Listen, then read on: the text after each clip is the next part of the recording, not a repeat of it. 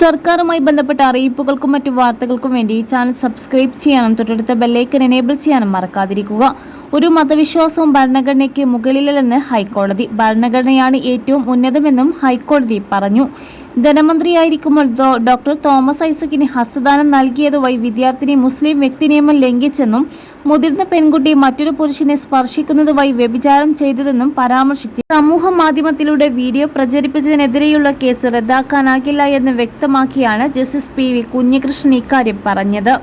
നിയമ വിദ്യാർത്ഥിനിയുടെ പരാതിയിൽ കലാപത്തിന് ശ്രമിച്ചു എന്നുൾപ്പെടെയുള്ള വകുപ്പുകൾ പ്രകാരം കോഴിക്കോട് കുന്നമംഗലം പോലീസ് തനിക്കെതിരെ എടുത്ത കേസ് റദ്ദാക്കണമെന്നാവശ്യപ്പെട്ട് മലപ്പുറം കോട്ടയ്ക്കൽ സ്വദേശി അബ്ദുൽ നൌഷാദ് നൽകിയ ഹർജി തള്ളിയാണ് ഹൈക്കോടതി ഉത്തരവ്. നൂറ്റാണ്ടുകളായുള്ള മതാചാരങ്ങളോട് യോജിപ്പോ വിയോജിപ്പോ കാണിക്കാനുള്ള അവകാശം എല്ലാ പൗരന്മാരുടെയും ഭരണഘടനാപരമായ അവകാശമാണെന്നും കോടതി പറഞ്ഞു. ഒരാളുടെ മതപരമായ ആചാരങ്ങൾ അയാളുടെ വ്യക്തിപരമായ കാര്യമാണ്. മറ്റൊരാളിൽ അത് അടിച്ചേൽപ്പിക്കാനാകില്ല.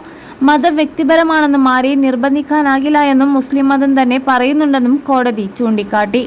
സമ്മാനം സ്വീകരിക്കുമ്പോൾ ധനമന്ത്രിക്ക് കൈകൊടുക്കാൻ പരാതിക്കാരി തീരുമാനിച്ചാൽ ഹർജിക്കാരൻ അതിൽ എന്തു കാര്യമെന്നും കോടതി ചോദിച്ചു. മതവിശ്വാസത്തിനുള്ള തന്റെ വ്യക്തിപരമായ സ്വാതന്ത്ര്യം ലംഘിച്ചെന്നാരോപിച്ച് ധീരയായ മുസ്ലിം പെൺകുട്ടി മുന്നോട്ട് വന്ന സാഹചര്യത്തിൽ ഭരണഘടന അവരെ സംരക്ഷിക്കുന്നുവെന്നും കോടതി വ്യക്തമാക്കി. അവരെ പിന്തുണയ്ക്കേണ്ടത് സമൂഹത്തിന്റെ ഉത്തരവാദിത്യമാണെന്നും കോടതി പറഞ്ഞു.